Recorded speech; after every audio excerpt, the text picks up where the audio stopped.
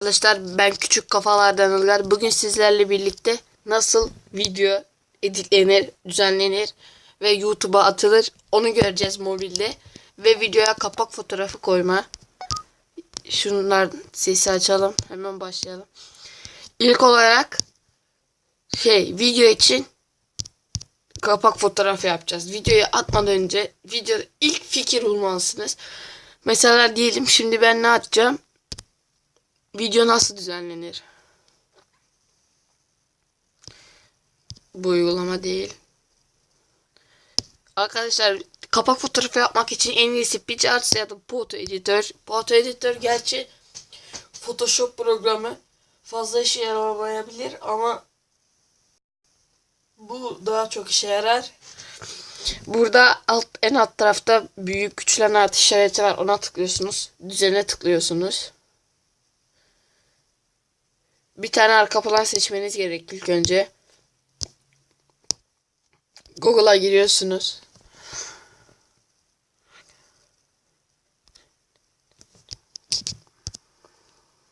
Buraya ne yazacaktı? Evet. Arka fon. Arka fon yazın arkadaşlar. Çıkar herhalde, bilmiyorum, arka fon birleşik yazdık ama. Heh. Buradan bir tane istediğinizi seçin. Resmi indirin.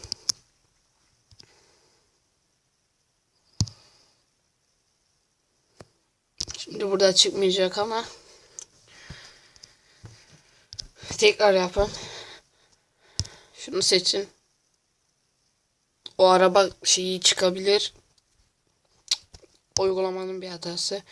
Fotoğraf ekle diyeceksiniz. Buraya isterseniz bir tane fotoğraf ekleyin ki kimin yaptığı belli olsun. Şöyle koyalım. Tamam diyelim. Küçük resim. Küçük resim. Şunu koyalım. Çünkü nasıl yapılır? Renk.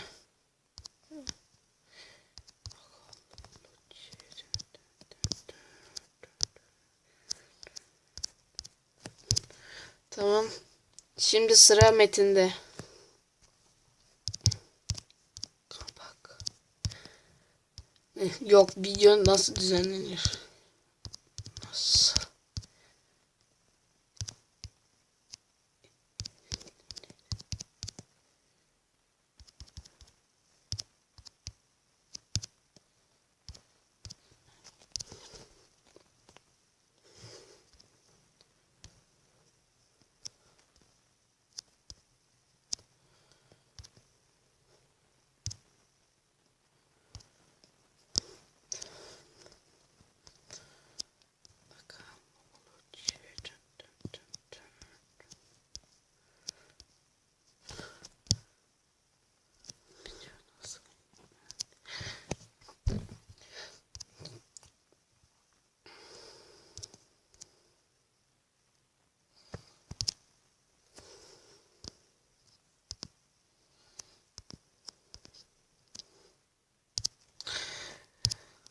Kaydet diyelim bunu.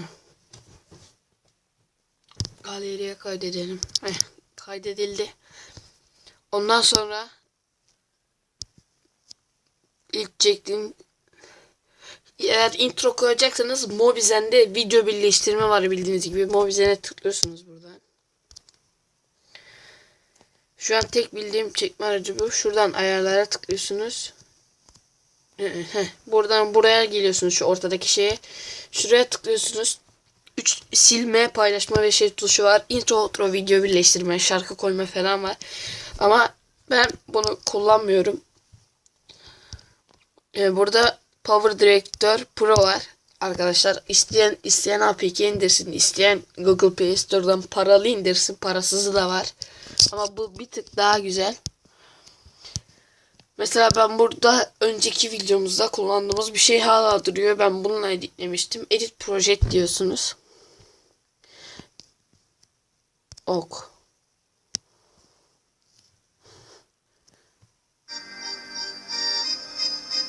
Video bulunamadı diyor. Silelim o zaman. Ok. Başka videoya geçeceğim o zaman ben. Bırak. Bırak. Heh, paylaştık zaten artık. Buraya geliyorsunuz. Ok projetlemeye istediğiniz koyun. Deneme koyun falan. Pardon. Burada arkadaşlar çektiğiniz video var. Çektiğiniz videoya ilk görüntüleyeceksiniz. Mesela buraya abone olmayı unutmayın. Ya da abone olursanız çok sevinirim yazısı getireceksiniz. Hayır. Buradan title var. Title'a tıklıyorsunuz. Buradan bence en güzeli şu. İstediğinizi seçin. Bunlar öyle çıkmıyor arkadaşlar. Farklı şekillerde geliyorlar. Mesela şimdi şuna kalemi tıkla. Tıkla. Şöyle silelim iyi güzel bir. Abone olmayı unutmayın yazacağım.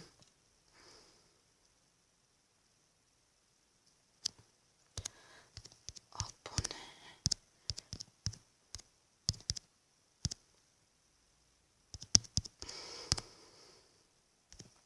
Tamam dediniz.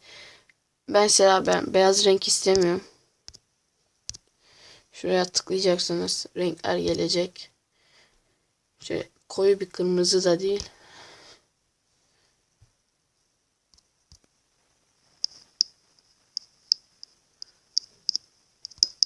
Böyle yazı gelecek. Onu şöyle küçültürseniz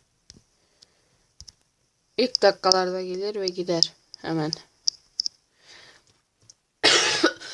Mesela bazı YouTuber'lar like atmayı unutmayın deyip ekrana like işareti çıkartıyor. Buraya gelip bu sefer sticker'a tıklıyorsunuz. Burada bir tane like işaretimiz var. Get more'ya tıklıyorsunuz.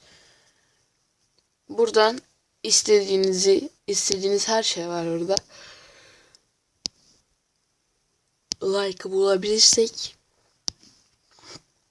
He var da yani Allah Allah. Heh.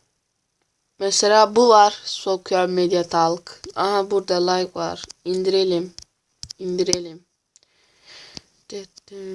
Başka ne var ki? Başka bir şey yok. Şöyle. Bakın arkadaşlar. Küçülttük. Hemen geldi gitti. Ama bunu tıklayıp şöyle büyütürseniz iyi izleyin. Şimdi editliyor onu. Bakın. Gitmiyor. Hep kalıyor. Şuradan şunu iyice bir küçülttük. Tamam.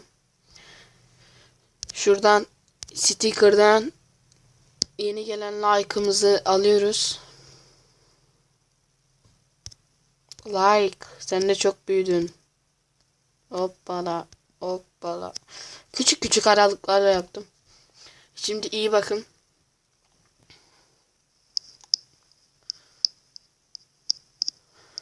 Oldu. Oldu. Daha birçok türü var. Şimdi gelelim asıl soruya. Mesela dediniz. Arkadaşlar telefonum S6 falan. Size buraya fotoğrafını koyalım. Koyacağım. Nasıl koyarsınız? Buradan image'ye tıklayacaksınız. Buradan istediğiniz bir tane şeyi seçeceksiniz. Bu bizim kanal profil fotoğrafı. Devam ete tıklayacaksınız. Şunu iyice bir video boyutuna kadar küçülteceksiniz. İyi izleyin şimdi. Like tuşunu koyduk. Abone olmayı unutmayın koyduk. Ve arkada küçük resmi 5 dakikalığına küçük resmi koyduk. Küçük resmi istediğiniz kadar küçültebilirsiniz. Size kalmış. Şimdi bu videoyu yaptık. Müzik. Buradan buraya geliyorsunuz. Şuna tıklıyorsunuz ve istediğiniz bir yerden. Mesela YouTube MP3 dönüştürücüden indirdiyseniz buraya tıklıyorsunuz. Google Drive'da varsa buraya tıklıyorsunuz. Müzikte öyle. SnapTube. Yeni bir tane uygulama var arkadaşlar. Çok güzel. Onu da gösteririm. Buraya tıklıyorsunuz. Mesela dinleyelim. Bu nasıl? Bu o şarkı.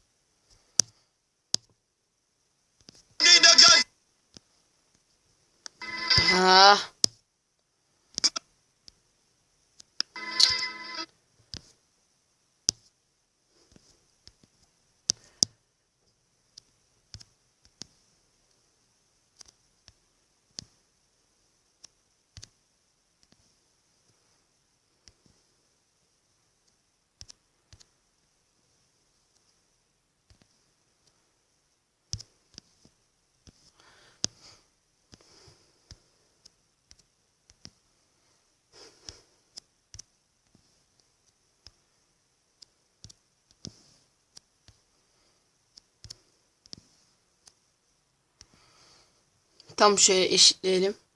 Bakın 3 dakikadan oraya kadar getirdim.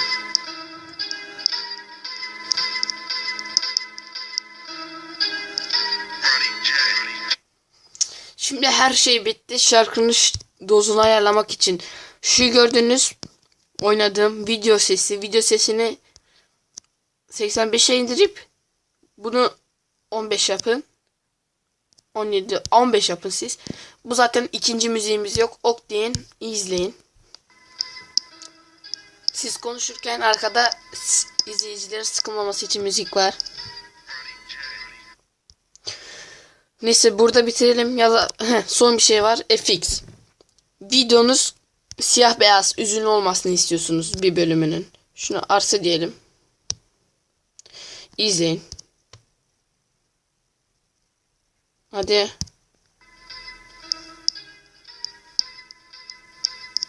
Hepsi mi oluyor? Evet, hepsi oluyor arkadaşlar.